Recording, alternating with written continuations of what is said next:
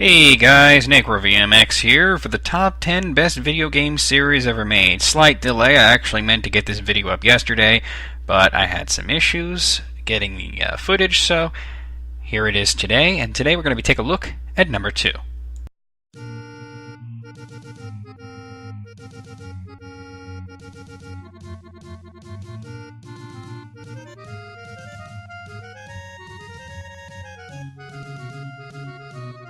Yes. Whenever you do a list like this, there's certain series that just have to be on there, because if you don't put them on there, you're a cock. And one of them is Zelda. Another one was Mario. I mentioned in my Mario video that if you don't put Mario in your top 10 best video game series ever, you're probably a cock. And if you don't put Zelda there, you're definitely a cock.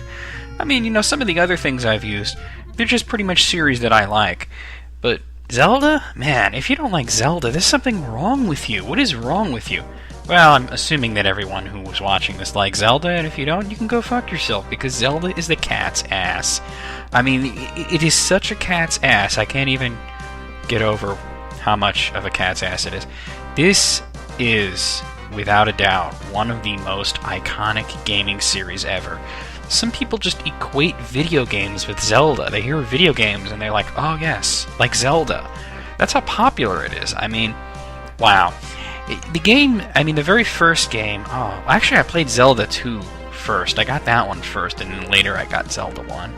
But I mean, the very first game was actually based on, Shigeru Miyamoto's childhood adventures in the forests around Tokyo and Osaka and whatever the hell he's from. That, he would go around wandering in the forest, and he always wanted to create a game that was kind of like that. What kind of fucking awesome childhood did this guy have? Man. I mean, holy shit. I mean, he would, go around and he would discover these, little caves and shit. I mean, yeah, he wasn't fighting monsters, obviously. Well, I don't know, it's Japan. Maybe he had some Godzilla-itis going on there, but just the fact that he put his childhood fantasies into a game and made it one of the greatest series ever, that's just absolutely spectacular. And this is a series that it's done everything. It's like Zelda 2 took it into a side scroller, and Ocarina of Time took it into 3D, and Wind Waker made it into a cell shaded cartoonish style game, and Twilight Princess made it into this dark kind of gothic, creepy fantasy game. Four Swords Adventures made it into a multiplayer type game. And no matter what, they all kick ass.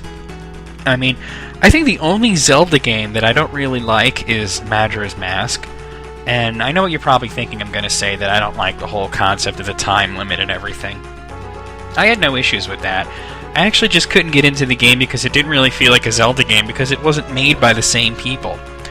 The same could, I guess, be said for Oracle of Ages and Oracle of Seasons, although those really did feel kind of like a Zelda game, because they were based on Link's Awakening. Majora's Mask was based on Ocarina of Time, used the same engine and everything, but I don't know, I just couldn't get into that. I never even really... I don't know, I'm not sure if I ever finished it. I might have finished it. I got really close, but I'm not sure if I ever went to the end, because I got pissed off at it. But all the other games, Ocarina of Time, Wind Waker, Twilight Princess, and I just got Phantom Hourglass, and I'm loving it. And, of course, my favorite of all has to be Link's... Oh, no, not Link's Awakening. That's a good one. But A Link to the Past. A Link to the Past is probably the greatest Super NES game ever made. And that really is saying something, because the Super NES had such an amazing library full of these timeless classics that people will still go back and play over and over and over again. And The Legend of Zelda: Link to the Past is probably the best game on that system. So that really is quite spectacular. And what is it that makes these games good? Well, it's the fact that they're a hybrid, and they kind of appeal to everyone. Well, I mean, technically you would call the Legend of Zelda series a series of RPGs. They're a lot easier to get into than most RPGs, because they use action-based battles rather than, turn-based battles, and because it's just so easy to pick up and play, and everything's right on the screen for you. The idea of going around and exploring and finding different dungeons and finding little secrets, I mean, it's just so fun to get into. The games are also a challenge, but they never got really, really hard. A lot of people like to point out that Zelda 2, The Adventure of Link for the NES, is one of the hardest games ever made. And I don't really, if I really, agree with that, because there's a lot of games that I consider the hardest because I can't beat them. I can't even get very far in them. But Zelda 2, I can pretty much beat it pretty easily. And even using a keyboard, I did it, on my, right here on YouTube, I did it.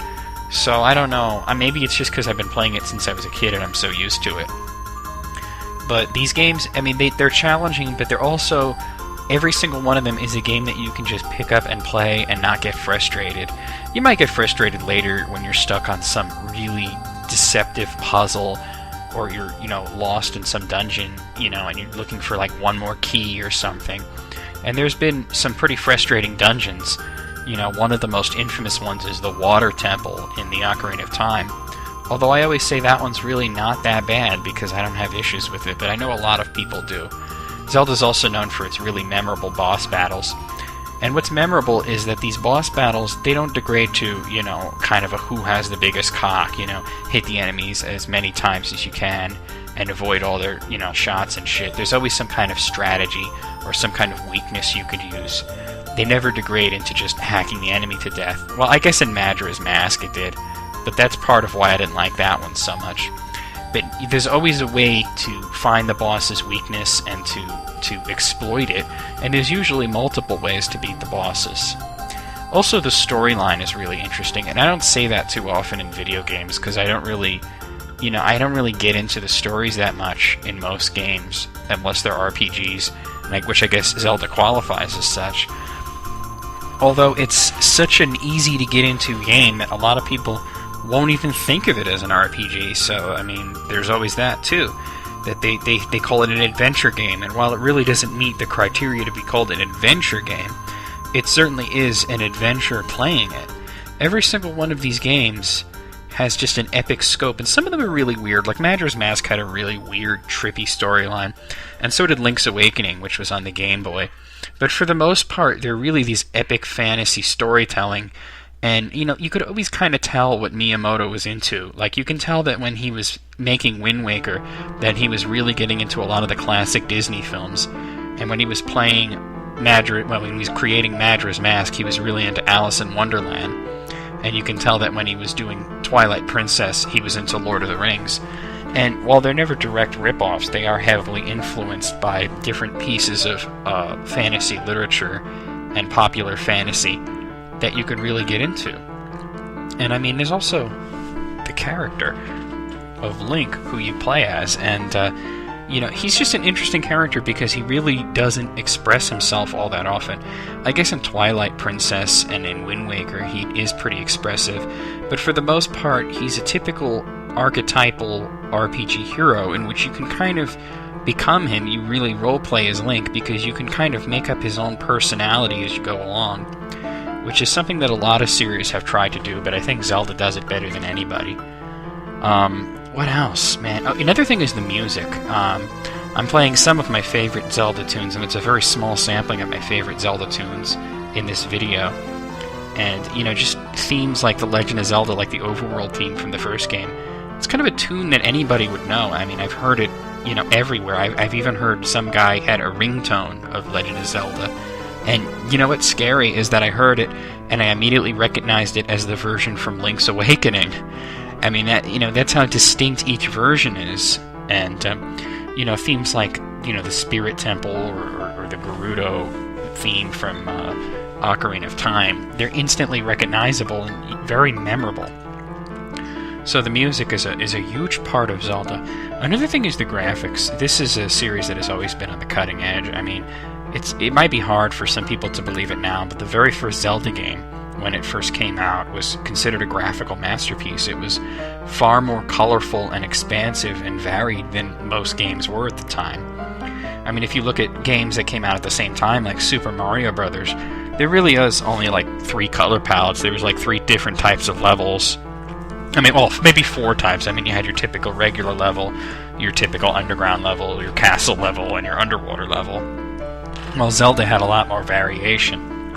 In each game, they had more detail. Like, I remember the first time I saw Ocarina of Time, I was fucking blown away. And when When I showed someone Link to the Past when that first came out, they said it had better special effects than some movies. And that was a Super NES. And, I mean, Wind Waker, everybody, when they first saw it, they were kind of taken aback because it wasn't what they were expecting. But as soon as you see the game being played or play it yourself, you realize how wonderful the graphics are. Twilight Princess, what can I say? The game is a feast for the eyes. It's absolutely amazing. And I can't wait to see what the next Zelda game is going to look like. It's probably going to be for the Wii.